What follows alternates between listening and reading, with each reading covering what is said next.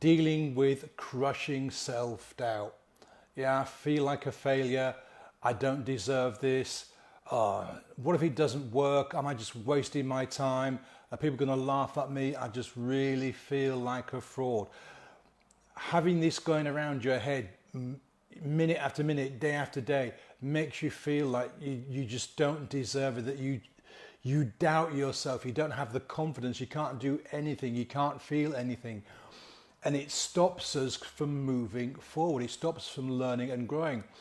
Well, in a sense, it's actually the opposite. See, if you're having these feelings, if you're in the middle of running a business or doing something to improve yourself, guess what? You are actually learning and growing.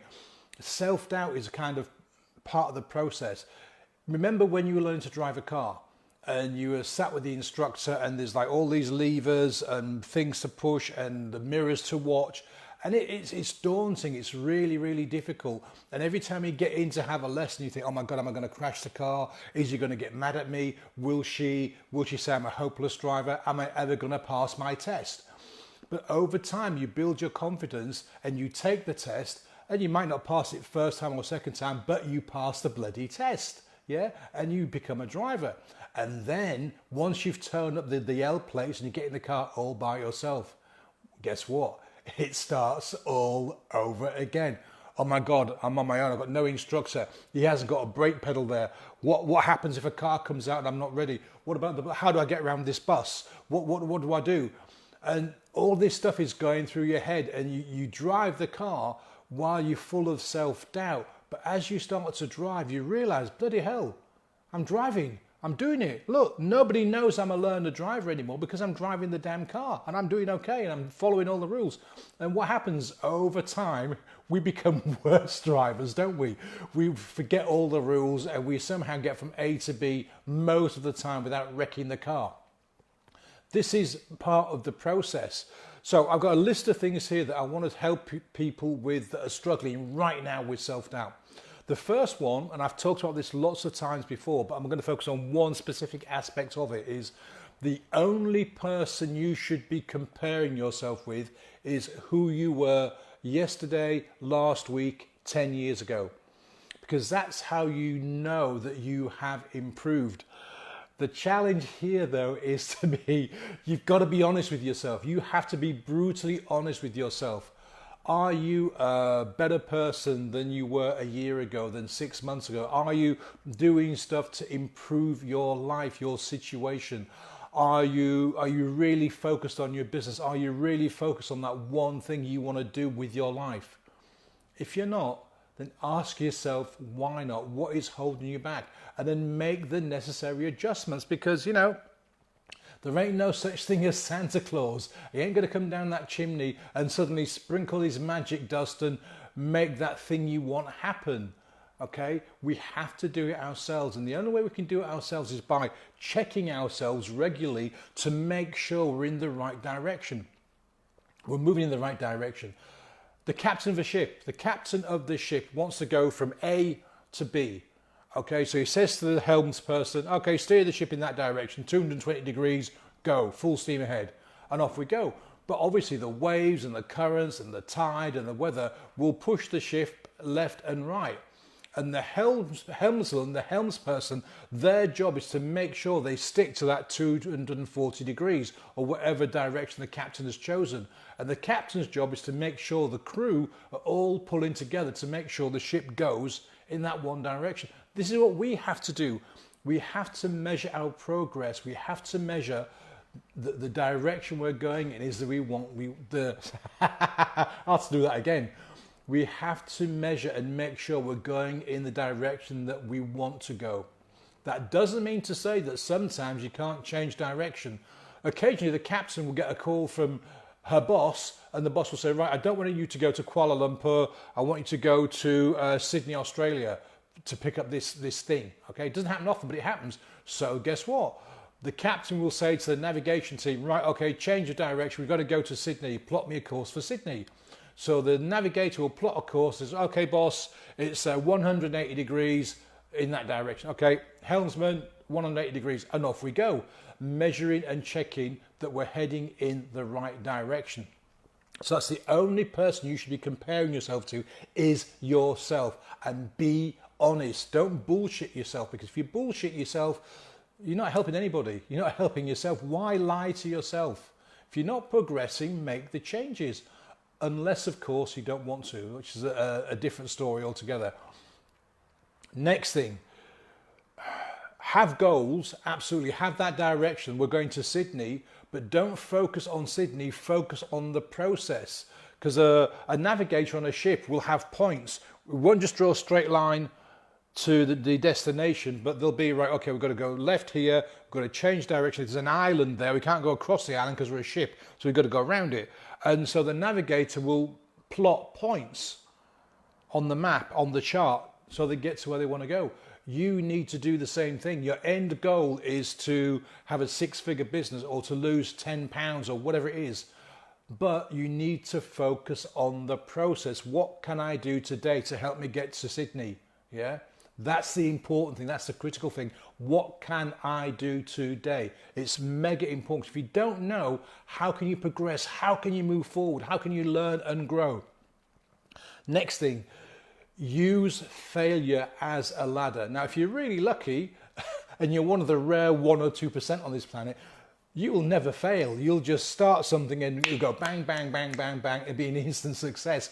For the rest of us mere mortals, we have failures along the way.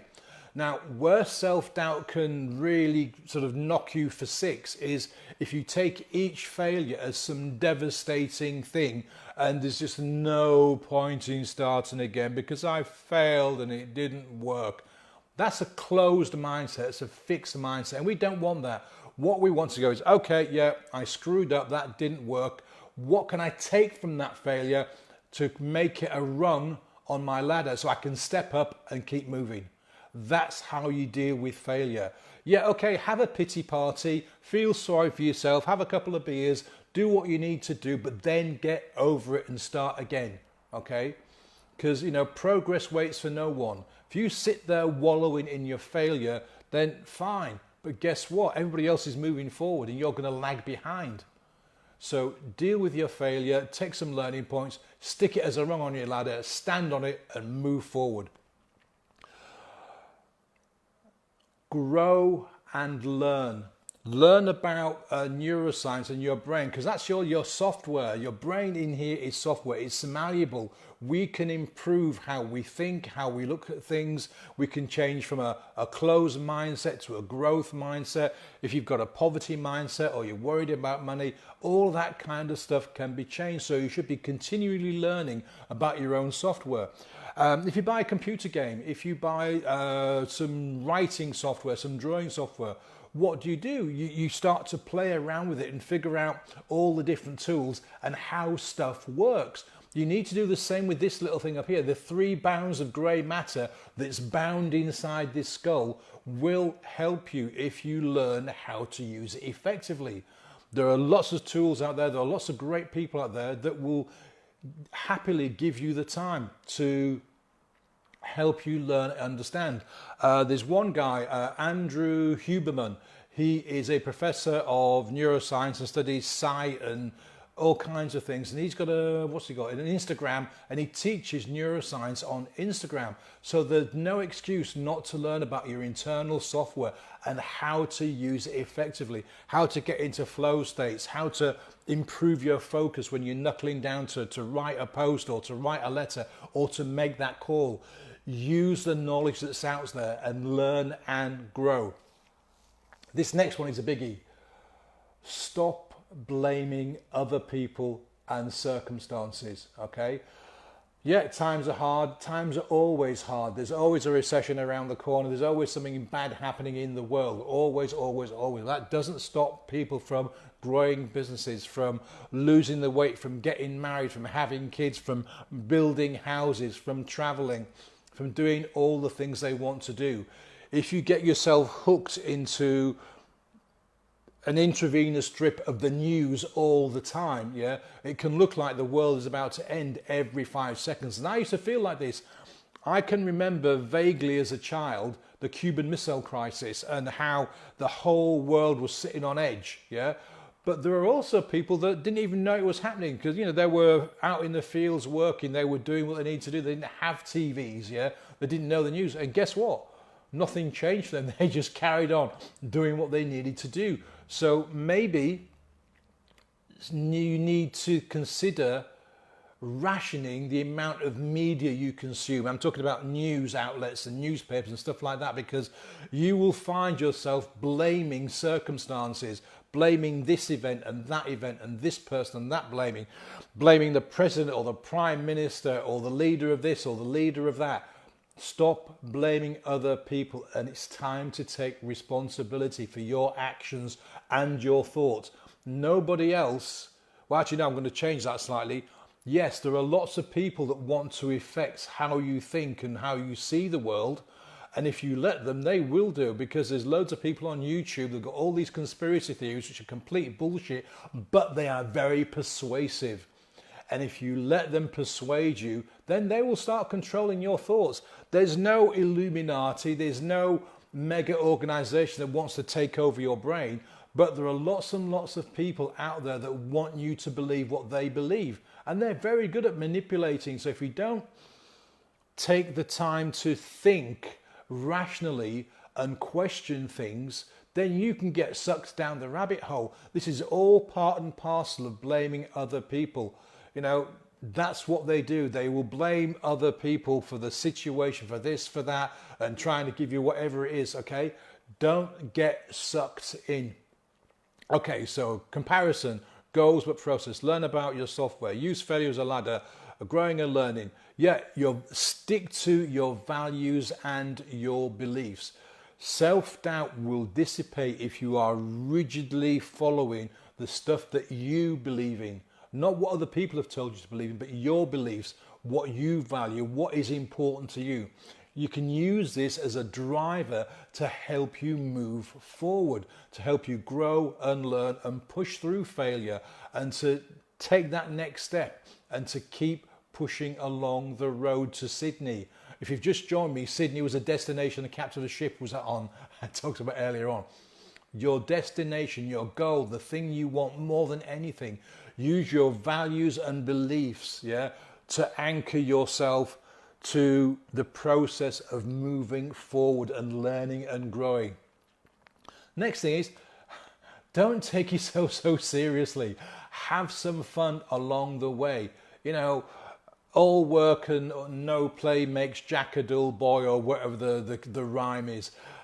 Enjoy your life, enjoy the process. If you don't enjoy the process, ask yourself, why are you doing it? Why are you struggling? Why are you butting your head against that wall of failure every single minute of every single day if you're not enjoying it? It's great having a goal. It's great having the goal that you want to be a millionaire in 5 years' time. But if you absolutely hate making calls or networking or whatever it is, why the flipping heck are you doing it? Either find another way of doing it or change your goal. If you're not enjoying the process, you're not enjoying life. It's silly. Think about it, yeah? We need to enjoy what we're doing. I love what I do. I get a real buzz of helping clients see the changes that we help them to make, yeah? That's why I do it. That's why I do these lives, because I get such great feedback from people. But the important thing is I enjoy what I'm doing. I get a buzz up here that says, Paul, that was really good. I enjoyed doing that, blah, blah, blah. You have to enjoy what you're doing. I'm not talking about, what's the thing, find your passion and your passion will make you a billionaire. No, you find something that you're good at and that you enjoy doing. Your passion can be your hobby. That's great, yeah? If you have a passion that you can make money from, brilliant. But for most of us, it's different kinds of things. I fell into this, and I've told that story before and I'll tell it again some other time.